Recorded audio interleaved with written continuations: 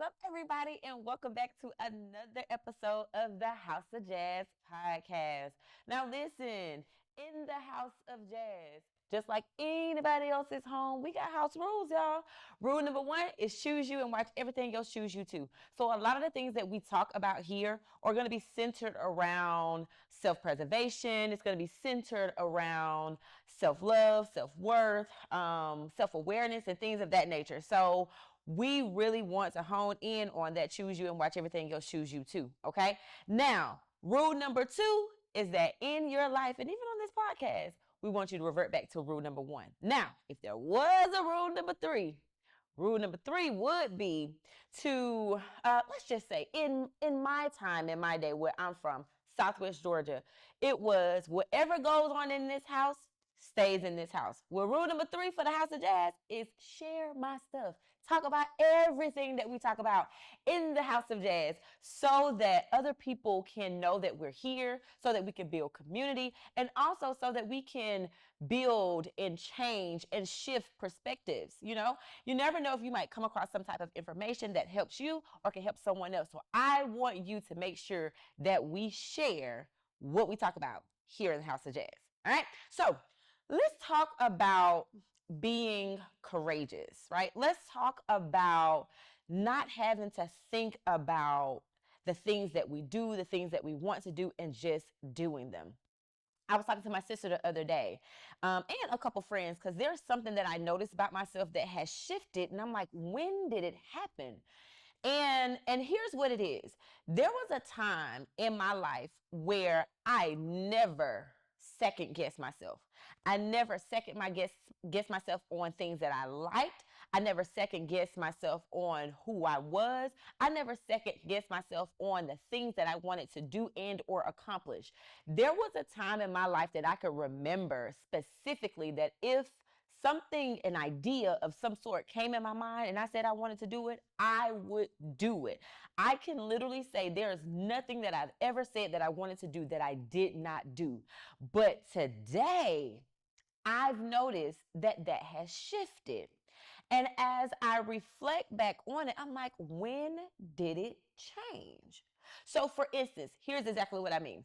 So, when I'm coming up in school, grade school, things of that nature, I was like, oh, I want to be a part of every club that I want to be a part of. Shout out to my brother, because my brother, when he was in school, he's 11 years older than me. When he was in school, I swear this boy was Mr. Popular, and he was a part of all of the high school groups and clubs and things like that. And I was like, I want to be like my brother. I wanted to be like my brother. So I said out, I was like, okay, I'm going to be like my brother. I'm just going to go and join all the clubs.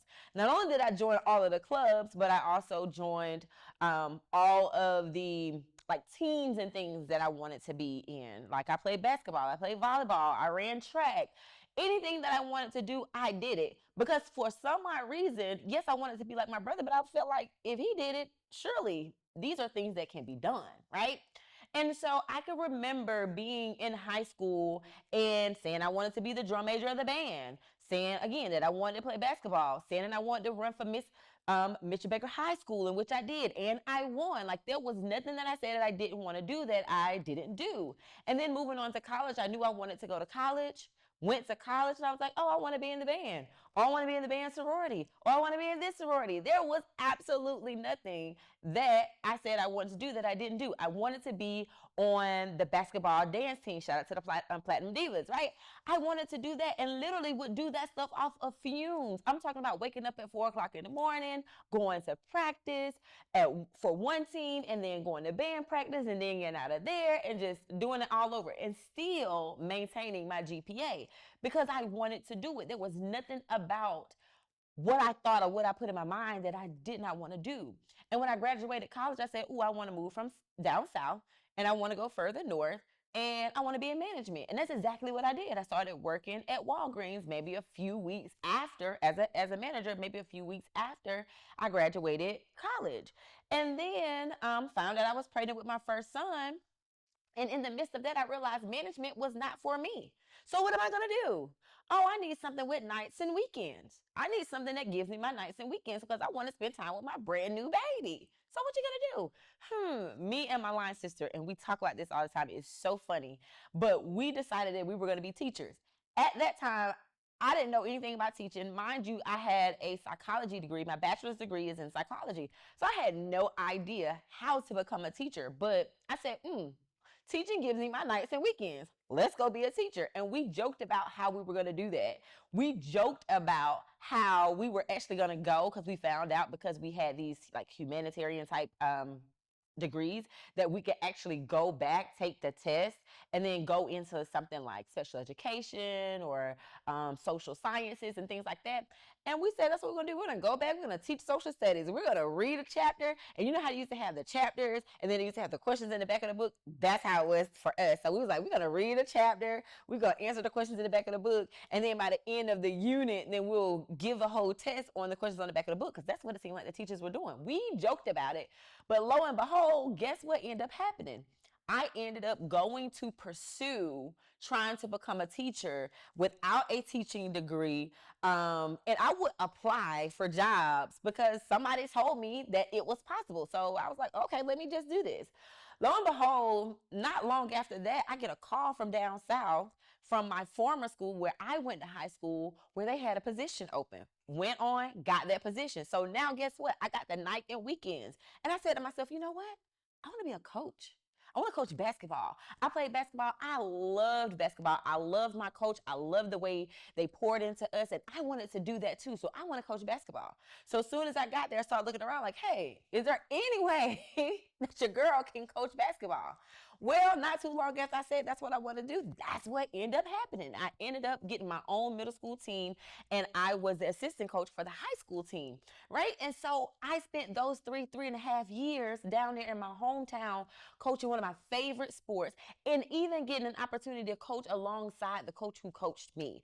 And I just thought it was absolutely amazing. And then when it was time to go, I was like, you know what? I want to move to Atlanta. I want to move to Atlanta.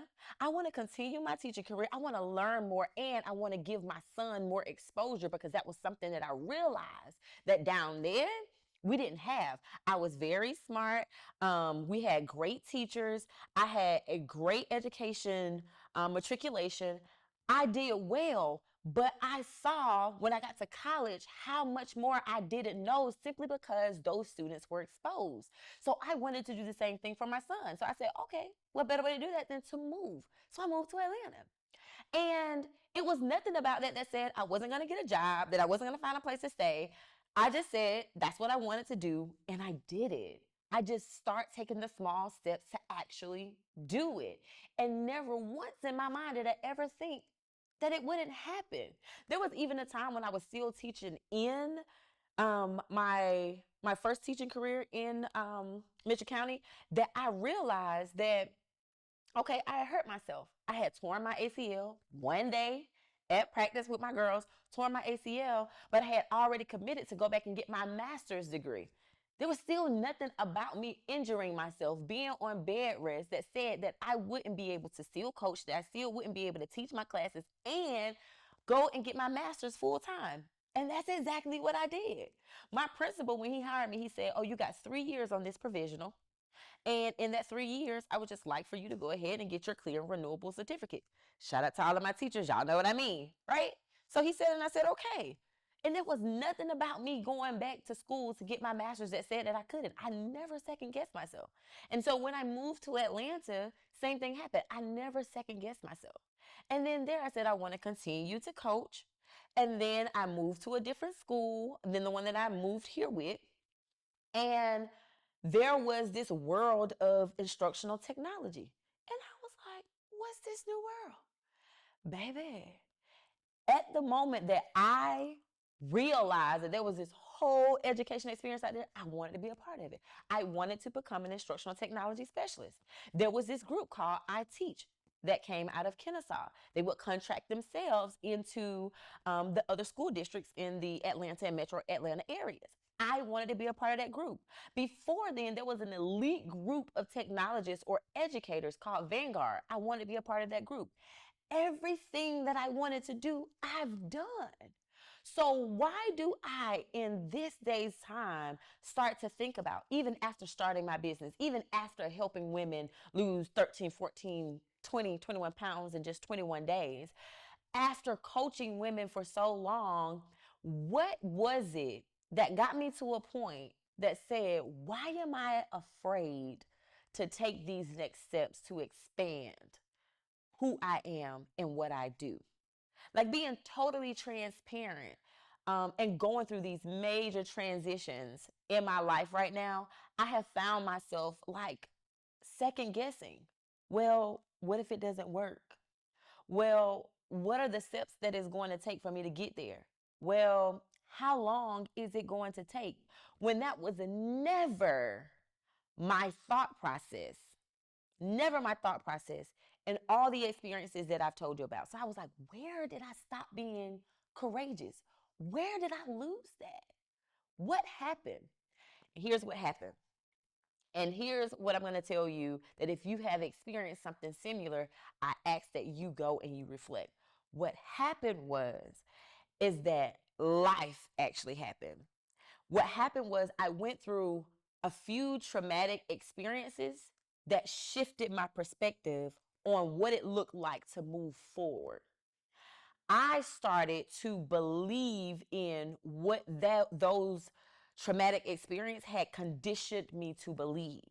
And that was that I didn't make really good decisions, even though I have a track record that says that I did. It made me believe that I couldn't trust myself when I have a track record that says that I can. It made me believe that there was more required of me than to just believe, move, and do. And so I had to sit back and I had to ask myself, and I really had to think, like, what happened?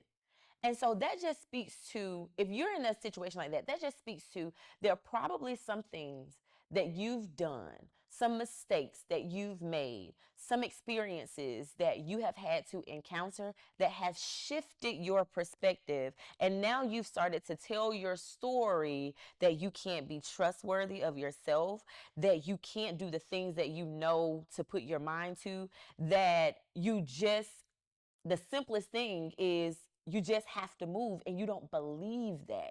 Because I know I didn't. I'm actually, if I'm being totally transparent, I'm actually having to rebuild that in myself right now, right? So I just would ask that if you find yourself, or if you found yourself in those types of situations, go back, think about those things, dissect them as much as you can.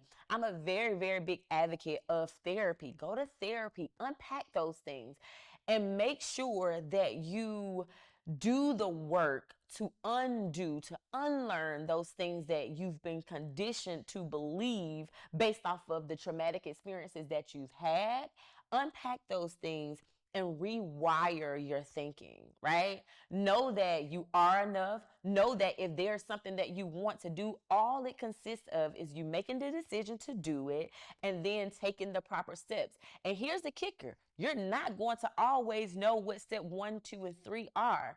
But I believe that God gives us crumbs. I believe that God gives us instructions on the way in the journey. And I'm speaking to me right now. I believe that God gives us instructions on the way in the journey, but you won't be able to find those things, those clues, if you don't start. So make a decision that that's what you want to do, and then just start where you are with what you know, and then God will give you the things that you need on the go. All right. So I hope that really, really helped. Let me know in the comments if this is something that you've experienced. Also, let me know if this was an episode that helped you. Let me know in the comments. And if it did, please go out and share with other people. Make sure you hit that red button, because we want people to come and join the house party. All right. So until next time, remember our house rules: choose you and watch everything else choose you too. And I'll see you next time.